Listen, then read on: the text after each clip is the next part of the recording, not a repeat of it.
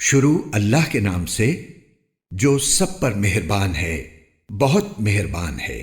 الف لام میم، یہ اس حکمت والی کتاب کی آیتیں ہیں جو نیک لوگوں کے لیے ہدایت اور رحمت بن کر آئی ہے۔ وہ نیک لوگ جو نماز قائم کرتے ہیں اور زکوٰۃ ادا کرتے ہیں اور آخرت کا پورا یقین رکھتے ہیں، وہی ہیں جو اپنے پروردگار کی طرف سے سیدھے راستے پر ہیں، اور وہی ہیں جو فلاح پانے والے ہیں۔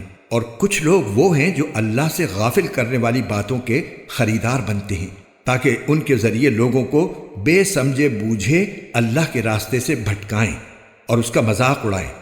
ان لوگوں کو وہ عذاب ہوگا جو ذلیل کر کے رکھ دے گا۔ اور جب ایسے شخص کے سامنے ہماری آیتیں پڑھ کر سنائی جاتی ہیں تو وہ پورے تکبر کے ساتھ منہ موڑ لیتا ہے جیسے انہیں سنا ہی نہیں، گویا اس کے دونوں کانوں میں بہرا پن ہے، لہٰذا اس کو ایک دکھ دینے والے عذاب کی خوشخبری سنا دو۔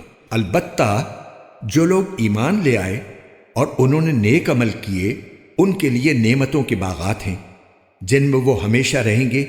یہ اللہ کا سچا وعدہ ہے، اور وہ اقتدار کا بھی مالک ہے، حکمت کا بھی مالک۔ اس نے آسمانوں کو ایسے ستونوں کے بغیر پیدا کیا جو تمہیں نظر آ سکیں، اور زمین میں پہاڑوں کے لنگر ڈال دیے ہیں تاکہ وہ تمہیں لے کر ڈگمگائے نہیں، اور اس میں ہر قسم کے جانور پھیلا دیے ہیں۔ اور ہم نے آسمان سے پانی برسایا، پھر اس زمین میں ہر قابل قدر قسم کی نباتات اگائیں۔ یہ ہے اللہ کی تخلیق۔ اب ذرا مجھے دکھاؤ کہ اللہ کے سوا کسی نے کیا پیدا کیا۔ بات دراصل یہ ہے کہ یہ ظالم لوگ کھلی گمراہی میں مبتلا ہیں۔ اور ہم نے لقمان کو دانائی عطا کی تھی اور ان سے کہا تھا کہ اللہ کا شکر کرتے رہو، اور جو کوئی اللہ کا شکر ادا کرتا ہے وہ خود اپنے فائدے کے لیے شکر کرتا ہے، اور اگر کوئی ناشکری کرے تو اللہ بڑا بے نیاز ہے، بذات خود قابل تعریف۔ اور وہ وقت یاد کرو جب لقمان نے اپنے بیٹے کو نصیحت کرتے ہوئے کہا تھا کہ میرے بیٹے، اللہ کے ساتھ شرک نہ کرنا، یقین جانو شرک بڑا بھاری ظلم ہے۔ اور ہم نے انسان کو اپنے والدین کے بارے میں یہ تاکید کی ہے کیونکہ اس کی ماں نے اسے کمزوری پر کمزوری برداشت کر کے پیٹ میں رکھا، اور 2 سال میں اس کا دودھ چھوٹتا ہے کہ تم میرا شکر ادا کرو اور اپنے ماں باپ کا، میرے پاس ہی تمہیں لوٹ کر آنا ہے۔ اور اگر وہ تم پر یہ زور ڈالیں کہ تم میرے ساتھ کسی کو خدائی میں شریک قرار دو جس کی تمہارے پاس کوئی دلیل نہیں، تو ان کی بات مت مانو، اور دنیا میں ان کے ساتھ بھلائی سے رہو، اور ایسے شخص کا راستہ اپناؤ جس نے مجھ سے لو لگا رکھی ہو۔ پھر تم سب کو میرے پاس لوٹ کر آنا ہے، اس وقت میں تمہیں بتاؤں گا کہ تم کیا کرتے رہے ہو۔ لقمان نے یہ بھی کہا، بیٹا اگر کوئی چیز رائی کے دانے کے برابر بھی ہو اور وہ کسی چٹان میں ہو یا آسمانوں میں یا زمین میں، تب بھی اللہ اسے حاضر کر دے گا۔ یقین جانو اللہ بڑا باریک بین، بہت باخبر ہے۔ بیٹا نماز قائم کرو اور لوگوں کو نیکی کی تلقین کرو اور برائی سے روکو، اور تمہیں جو تکلیف پیش آئے اس پر صبر کرو، بے شک یہ بڑی ہمت کا کام ہے۔ اور لوگوں کے سامنے غرور سے اپنے گال مت پھلاؤ، اور زمین پر اتراتے ہوئے مت چلو۔ یقین جانو اللہ کسی اترانے والے شیخی باز کو پسند نہیں کرتا۔ اور اپنی چال میں اعتدال اختیار کرو اور اپنی آواز آہستہ رکھو، بے شک سب سے بری آواز گدھوں کی آواز ہے۔ کیا تم لوگوں نے یہ نہیں دیکھا کہ آسمانوں اور زمین میں جو کچھ ہے اسے اللہ نے تمہارے کام میں لگا رکھا ہے، اور تم پر اپنی ظاہری اور باطنی نعمتیں پوری پوری نچھاور کی ہیں؟ پھر بھی انسانوں میں سے کچھ لوگ ہیں جو اللہ کے بارے میں بحثیں کرتے ہیں، جبکہ ان کے پاس نہ کوئی علم ہے، نہ ہدایت ہے، اور نہ کوئی ایسی کتاب ہے جو روشنی دکھائے۔ اور جب ان سے کہا جاتا ہے کہ اس چیز کی اتباع کرو جو اللہ نے اتاری ہے، تو وہ کہتے ہیں نہیں، بلکہ ہم تو اس طریقے کے پیچھے چلیں گے جس پر ہم نے اپنے باپ دادوں کو پایا ہے۔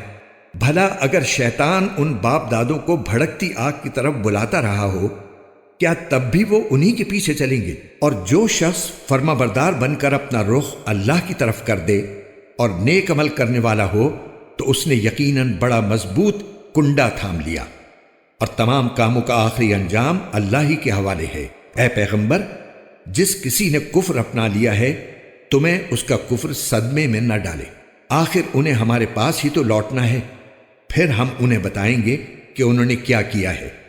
یقیناً اللہ سینوں میں چھپی ہوئی باتوں کو بھی خوب جانتا ہے۔ ہم انہیں کچھ مزے اڑانے کا موقع دے رہے ہیں، پھر ہم انہیں ایک سخت عذاب کی طرف کھینچ کر لے جائیں گے۔ اور اگر تم ان سے پوچھو کہ وہ کون ہے جس نے آسمانوں اور زمین کو پیدا کیا ہے، تو وہ ضرور یہ کہیں گے کہ اللہ۔ کہو الحمدللہ۔ اس کے باوجود ان میں سے اکثر لوگ سمجھ سے کام نہیں لیتے۔ اللہ ہی کا ہے جو کچھ آسمانوں اور زمین میں ہے، بے شک اللہ ہی ہے جو سب سے بے نیاز ہے، بذات خود قابل تعریف۔ اور زمین میں جتنے درخت ہیں اگر وہ قلم بن جائیں، اور یہ جو سمندر ہے اس کے علاوہ 7 سمندر اس کے ساتھ اور مل جائیں، اور وہ روشنائی بن کر اللہ کی صفات لکھیں، تب بھی اللہ کی باتیں ختم نہیں ہوں گی۔ حقیقت یہ ہے کہ اللہ اقتدار کا بھی مالک ہے، حکمت کا بھی مالک۔ تم سب کو پیدا کرنا اور دوبارہ زندہ کرنا اللہ کے لیے ایسا ہی ہے جیسے ایک انسان کو پیدا کرنا اور دوبارہ زندہ کرنا۔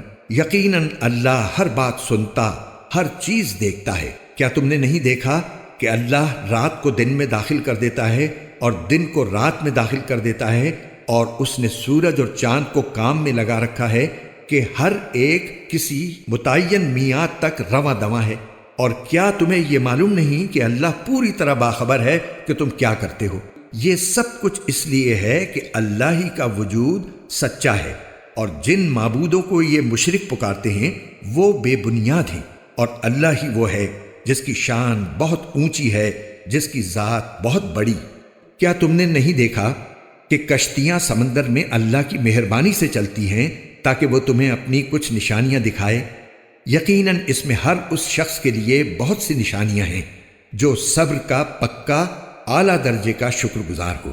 اور جب موجیں صاحبانوں کی طرح ان پر چڑھ آتی ہیں تو وہ اللہ کو اس طرح پکارتے ہیں کہ اس وقت ان کا اعتقاد خالص اسی پر ہوتا ہے۔ پھر جب وہ ان کو بچا کر خشکی پر لے آتا ہے تو ان میں سے کچھ ہیں جو راہ راست پر رہتے ہیں، باقی پھر شرک کرنے لگتے ہیں۔